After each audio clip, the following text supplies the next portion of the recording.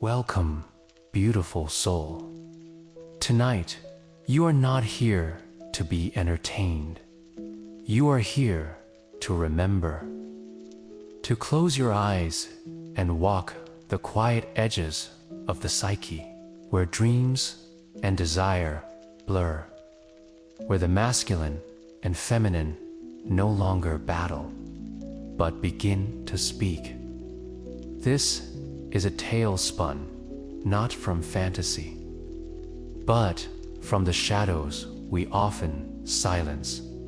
It is the story of a man who chased beauty but fled depth, and the woman who became whole without waiting to be seen. Inspired by the teachings of Carl Jung and rooted in timeless feminine power.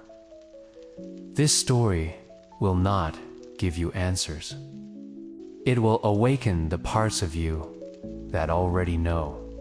So breathe. Let the world go quiet, and let this story unfold like a soft mirror. Because sometimes the most powerful love, is the one that returns us to ourselves. Now, drift with me into the woman he dreamed but couldn't name. A Jungian sleep tale of regret. Have you ever wondered why a man can ache for a woman he never truly knew? Not in body, not in words, not in memory, but only in a dream that whispered through the corridors of his soul. Somewhere in the depths of a man's unconscious, there is a woman. Women passed through his life like seasons, vivid, emotional, fleeting.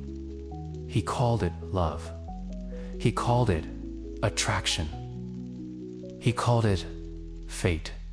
But what he was chasing was not them. It was her, the unformed feminine ghost within his psyche, crafted by every wound he ignored, every vulnerability he suppressed, every mother's silence, and every lover's rejection. The woman he dreamed, but could never name, because to name her would be to break the spell.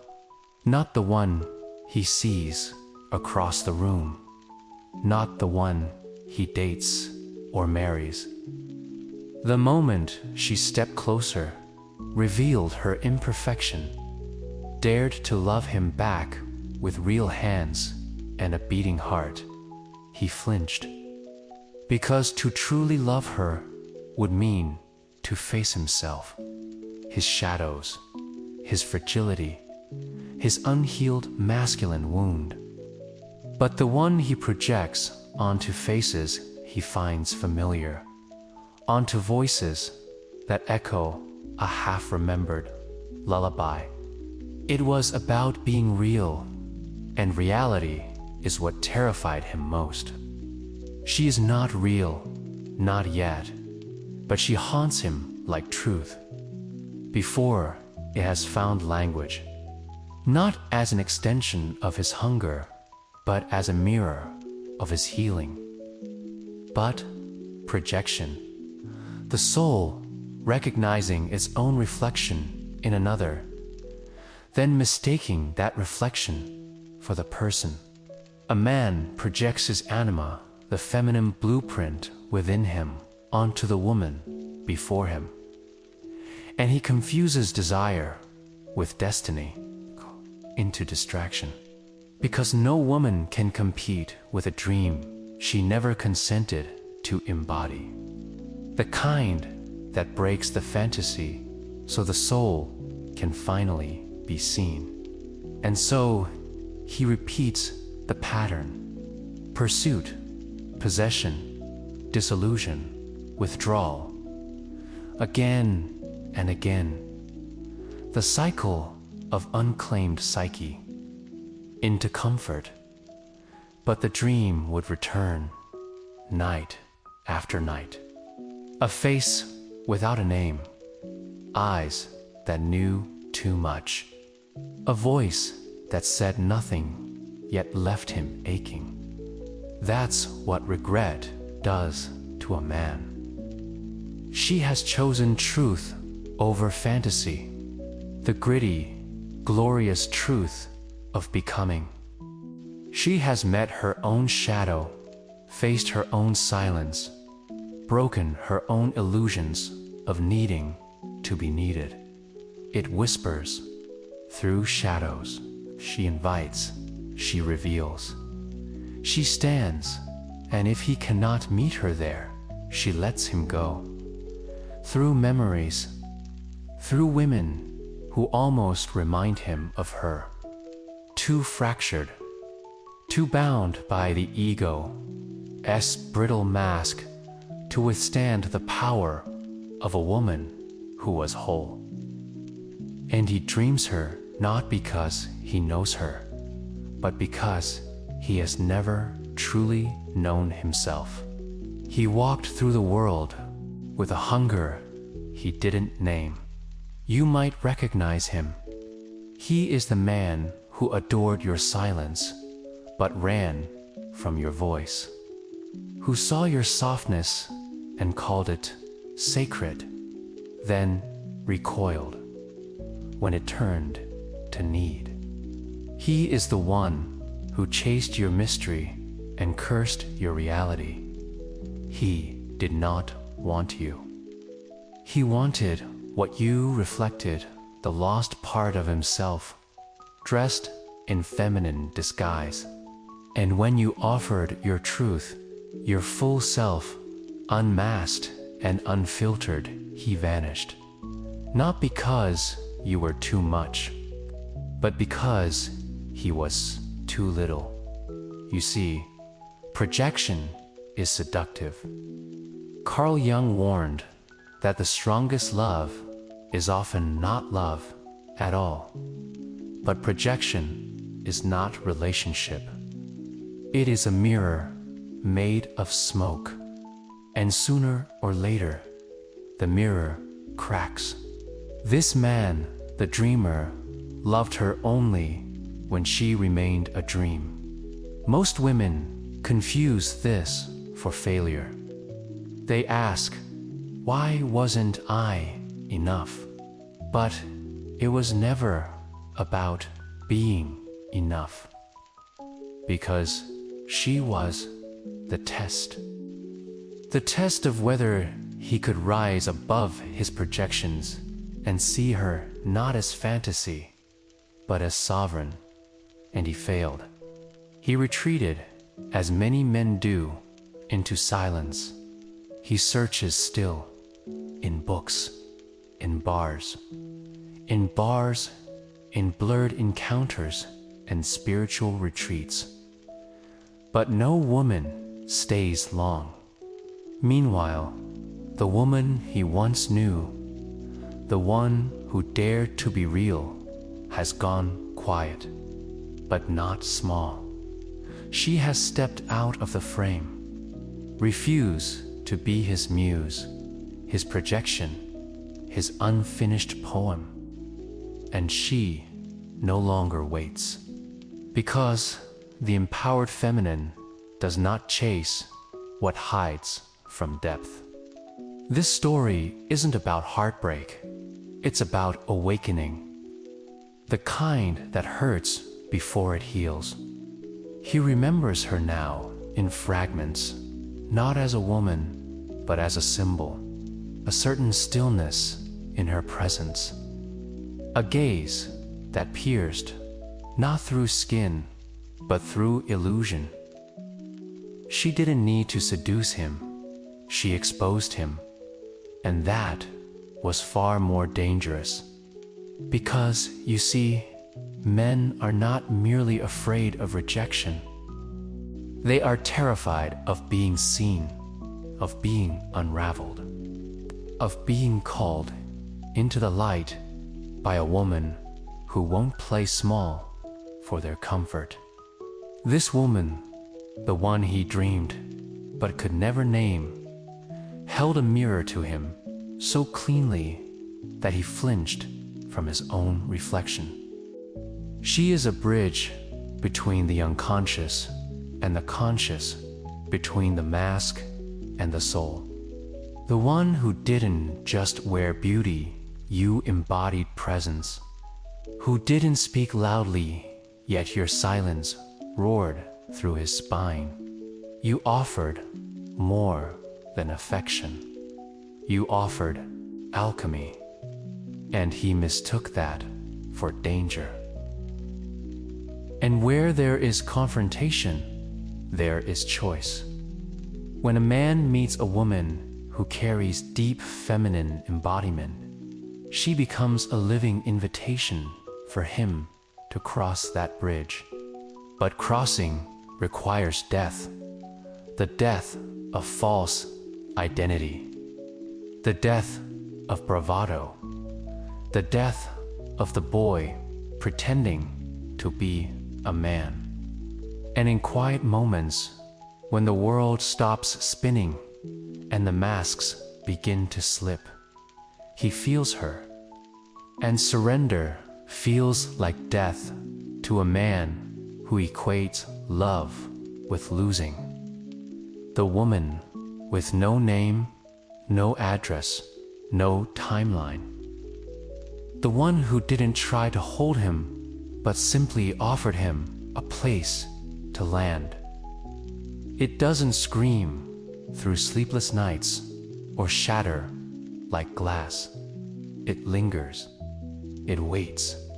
It builds in the quiet corners of a man's psyche until it becomes a kind of hunger he can feed, an ache he can't name.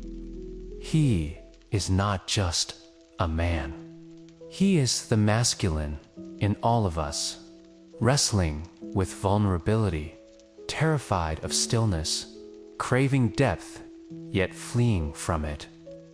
And you are not merely the woman he left behind.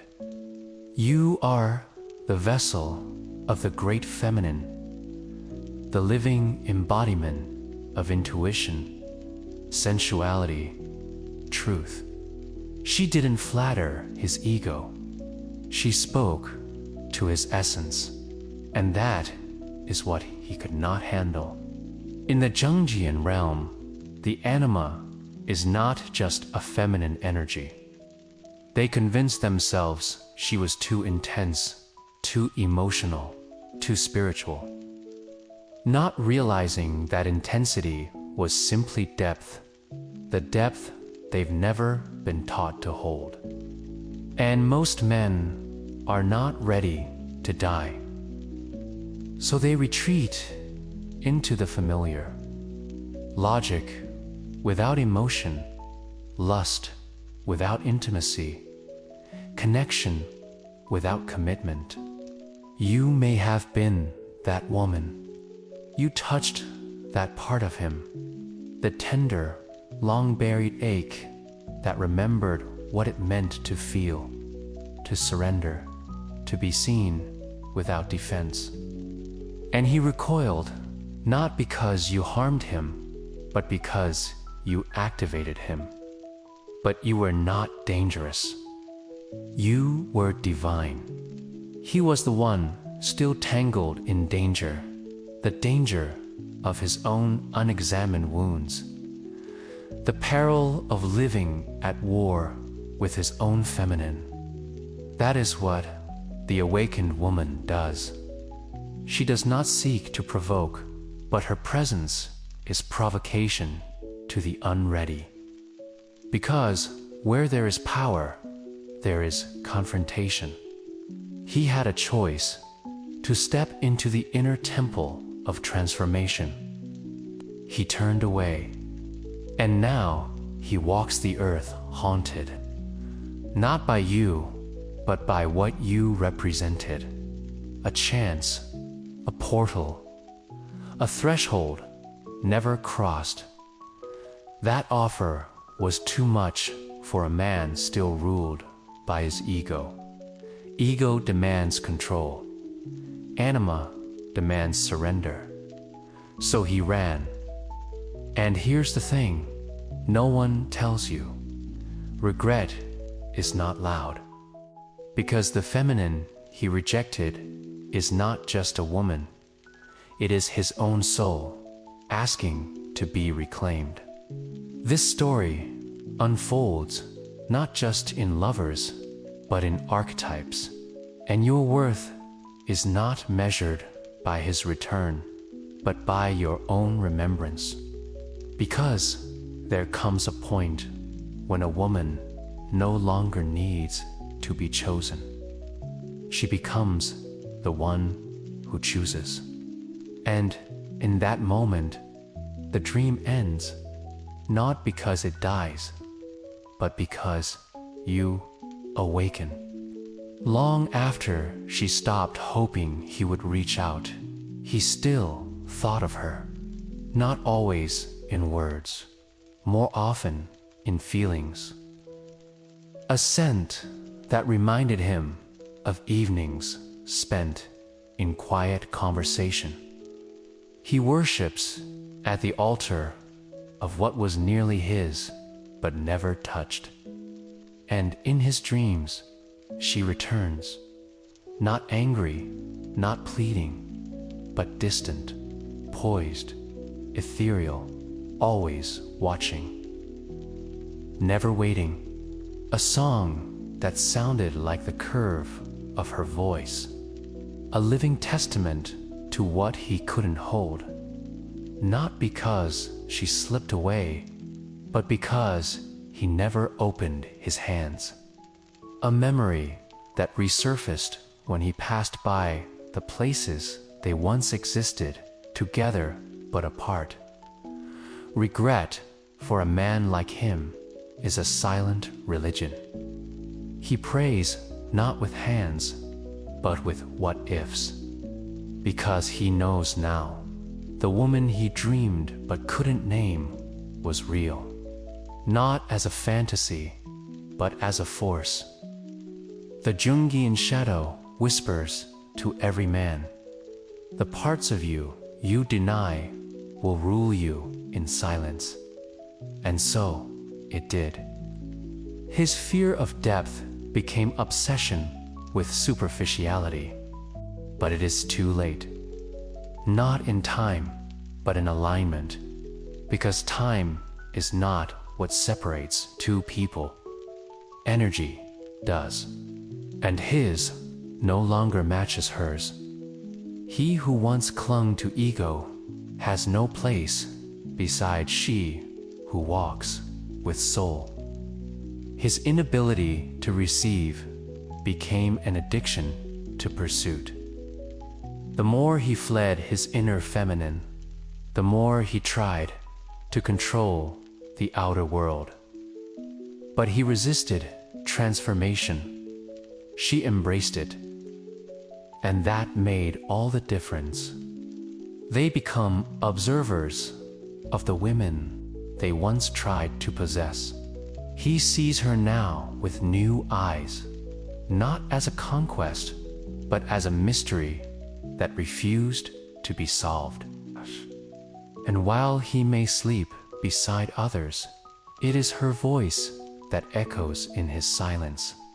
Business success, sexual conquests, philosophical detachment, masks, all of them. None could substitute for the feminine presence he once glimpsed and lost. They hope for the text, the apology, the revelation, but not her, not anymore, because something shifts when a woman stops wanting to be seen and instead sees herself, a symbol, a rite of passage, and he has not yet learned how to open the door. But unless he turns inward, unless he dares to face the grief of his own unclaimed softness, he will never name her. Because she never belonged to the world. She belonged to awakening, not distant, devoted to her own becoming, not his arrival, because she knows that the masculine who cannot meet the feminine in her fullness is not a partner. He is a projection trap, a delay, a lesson. And her, the woman once dreamed of, but never named, she became something far more dangerous than desirable. She became free. It is here that the masculine begins to understand what it means to lose not a woman, but access to her. Not her body, her presence, her essence. Her essence. The way her gaze made him question who he had become. The way her silence was not empty, but full. Full of everything he had run from his whole life. You may be that woman now, the one who no longer performs softness for the sake of being palatable, the one who no longer breaks herself into pieces to be more digestible for an emotionally starved man. You've tasted your own shadow and didn't flinch. You've learned that loneliness is not the absence of a man. It asks the absence of self. And you reclaimed that. What happens next is inevitable. He seeks her again, or rather, seeks what she awoke in him. Carl Jung wrote that the meeting of two personalities is like the contact of two chemical substances. If there is any reaction, both are transformed. Still, part of him watches from afar. Men like him often do. She didn't leave him. She left herself within him like a sacred key. Some women still wait. She becomes untouchable, not cold, holy. You must remember this. There is no rescue arc for the awakened woman. Only remembrance, only return. Not to him, but to you. He may spend years chasing shadows, mirrors, pieces of the woman he once knew. There is a moment, rarely spoken of, but deeply known, when a man realizes he was not rejected by a woman, but by his own inability to rise to her level of truth. And in that revelation, the ground beneath him shifts. Not dramatically, not publicly, but internally, where it matters most. The former are adored. The latter are feared. She was the latter, not because she demanded power, but because she embodied it. She didn't need to tell him who she was. Her presence reminded him of what he wasn't. And so he does. He calls his restlessness bad timing. He calls his detachment independence. He calls his regret growth. But in truth, what he carries is not maturity. It's avoidance dressed as wisdom. Because the woman he dreamed but couldn't name has become the voice in his silence. The lesson inside every encounter, the ache behind every temporary distraction. Not because she hurt him, but because she didn't stay long enough to let him keep hiding. You gave him your softness, and he treated it like strategy. You stood in your silence, and he called it mystery, not realizing it was mastery. In the way his chest tightens when he hears your name, in the hesitation before he speaks of you, in the ache that rises when he realizes he was not replaced, he was left behind, who once thought that depth would win him over, who once dimmed her fire in the hope that he would not be afraid of the flame. You see, there are women who nurture the ego, and there are women who summon the soul. And that is the deepest seduction, not the one that pleases the senses, but the one that calls the spirit forward. She is not a role. She is a mirror of everything he could be, if he would only let go of everything he clings to. She does not offer her light to men who still worship the dark. Her path is forward, into mystery, into creation, into self-devotion. Some who don't ask him to confront the broken mirrors inside his chest, and they did. She left. Not as punishment, but as permission. Permission for him to face himself, to burn the mask, to return to the core, to earn his own reflection.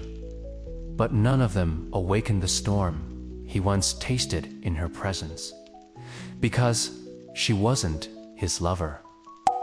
She was his threshold, and in doing so, she becomes not the muse, not the lesson, not the shadow, but the source. He might meet others now, many, even, some sweeter, some easier. Carl Jung said, "Until you make the unconscious conscious, it will direct your life, and you will call it fate." She has bloomed, not in bitterness, but in quiet sovereignty, while he clings to the dream of what might have been. She walks barefoot into the temple of what is, into her softness, no longer diluted, into her power, no longer denied. She is no longer interested in being seen. She is interested in seeing. She, on the other hand, has not waited. And if you are listening to this now, feeling her story echo inside your chest, perhaps it is because you are her. The woman who once believed love meant waiting, but now you see what he couldn't, that your power was never too much. It was simply too true. You offered him your depth, and he mistook it for danger, because silence is not absence, it is protection, a shield for those who can't yet hold what lives within your stillness. He may never say it aloud, but the truth lives in his body, because the feminine that awakens a man's soul cannot be replaced. The Stoics would say, "Don't ask for things to happen as you wish. Wish for them to happen as they do, whether he ever does." For the awakened woman does not walk backwards. She does not linger at the edge of potential, and this is her freedom. She no longer needs him to see her, name her, or choose her, because she has done all three for herself. He sits alone some nights, not because he lacks company, but because no voice touches the part of him she once awakened He scrolls, he drinks, he talks, yet nothing lands. Everything feels almost meaningful, almost intimate, almost alive. And he doesn't yet understand that this is the grief of a man who once stood at the gates of transformation and chose to walk away, not from her, but from himself.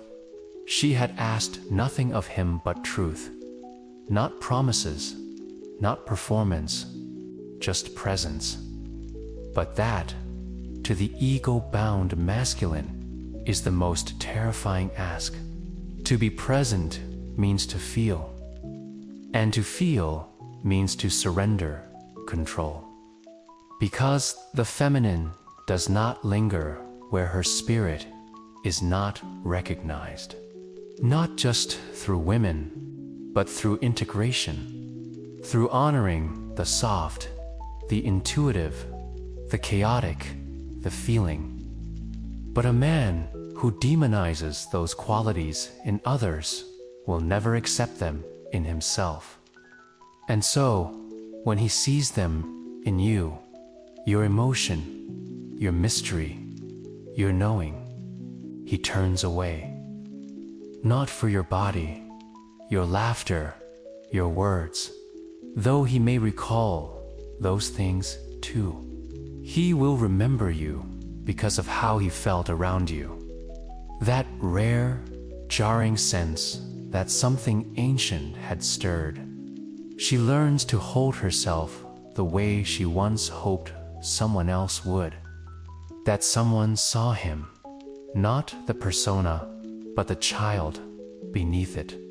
And he could not look back without shattering. He was meant to reflect her unfinished longing for herself.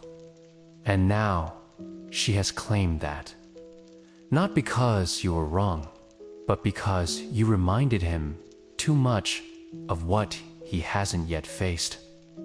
And in those questions, the pain blooms again. She dissolves.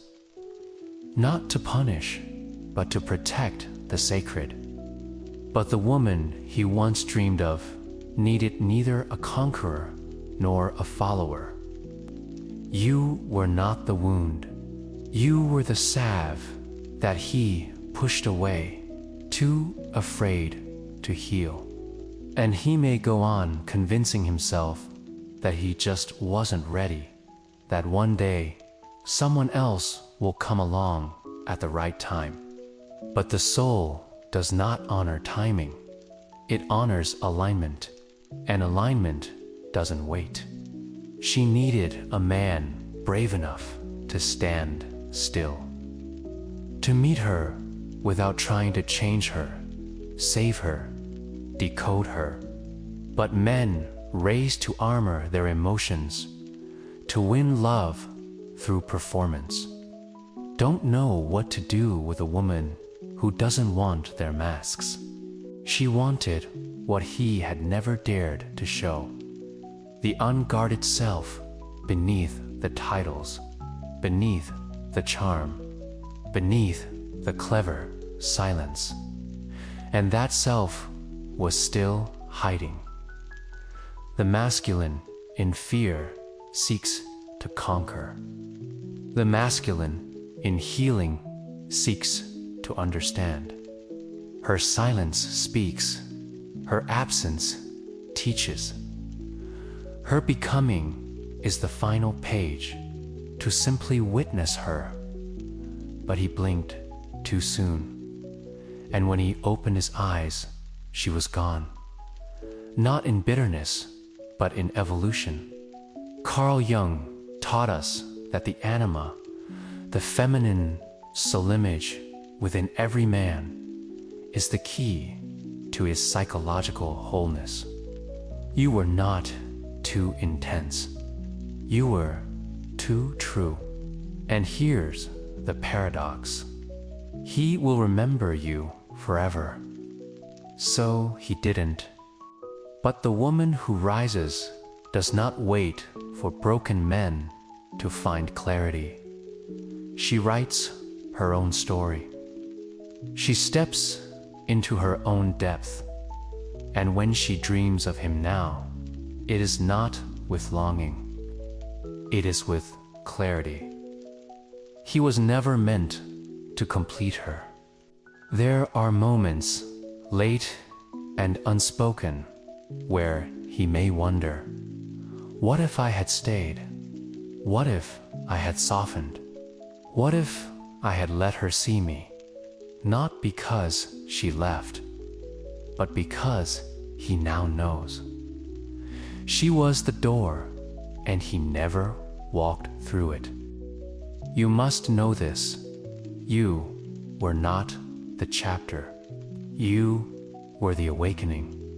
The woman who becomes herself does not return to the man who would only accept her in fragments. She doesn't ask for closure. She is the closure. She no longer writes stories with men who are afraid of depth. She becomes the ocean. And so, he will wander, perhaps not visibly, perhaps not even consciously, but inwardly, endlessly. A quiet ache threaded through the seams of his life. Others may admire his strength, his composure, his calm detachment. But beneath it all lives a question he cannot unask. What did I run from that day? She looked at me and saw everything I tried to hide. He will move through moments where he almost reaches for the phone, almost speaks her name, almost sends the message. I see it now. I see you now. But ego is a master of delay. It convinces the wounded masculine to choose pride over peace, to cling to comfort rather than collapse into rebirth. And meanwhile, she no longer speaks in almost. She moves like poetry written by silence itself. There's a softness in her now, not from pain, but from presence, from walking through the fire and finding herself intact, no longer shaped by who stays or leaves, no longer performing femininity to be chosen. She is chosen by herself. The woman he dreamed but couldn't name has become a force no man can possess. She is not hard. She is clear. She is not closed. She is sacred. Her love is no longer an offering. It is a home, and only those who have come home to themselves may enter. She sees now that he didn't leave because she was too much. He left because he had not yet become enough for his own soul. Because to be with her would mean facing everything he had spent a lifetime escaping. And that is the tragedy of unconscious men. They crave the divine feminine, but flee when she stands before them in full light. Not a dream, not a projection, but real. And real is terrifying when you've only ever loved in fantasy. But she loves no longer in fantasy. She loves through discernment, through stillness, through truth. And if he returns one day, whispering apologies wrapped in poetry, begging to start again, she will meet him not with anger, but with clarity. It was never that I stopped loving you, it's that I finally loved myself more. There is no revenge in her voice, no fire, only a calm so deep it disarms. Because the most dangerous woman is not the one who screams. It is the one who no longer explains, who no longer fights to be understood, who no longer makes her love a prize to be earned. She is no longer waiting to be found. She has become the place that only the worthy may reach. And maybe he will understand that in his next life, or in the next version of himself, the one he is still afraid to become. Maybe not. It is no longer her burden to carry, because the woman he dreamed but could not name has named herself now. Not through him, not through the world, but in her own sacred language. She has become her own mythology, her own witness, her own redemption. She does not close her heart, she elevates it. She does not harden her soul, she guards it. Not with walls, but with wisdom. She is the woman who stopped chasing, who stopped waiting, who stopped shrinking, who stopped trying to be enough, because she remembered the truth. The woman who knows her worth doesn't chase, she chooses. And so she walked not away from him, but toward herself. In silence, she found her clarity. In solitude, she remembered her sacred worth. No longer the dream, no longer the muse. She became the mirror, the flame, the storm, and the stillness. If his regret ever arrives at her door, it will find no bitterness there, only grace, because she no longer needs closure. She is the closure. You are that woman, and the world may try to name you. But your power lives in the knowing that you already are complete. So rest now, with your spirit unchained, and your truth unshaken. The woman who knows her worth doesn't chase. Good night.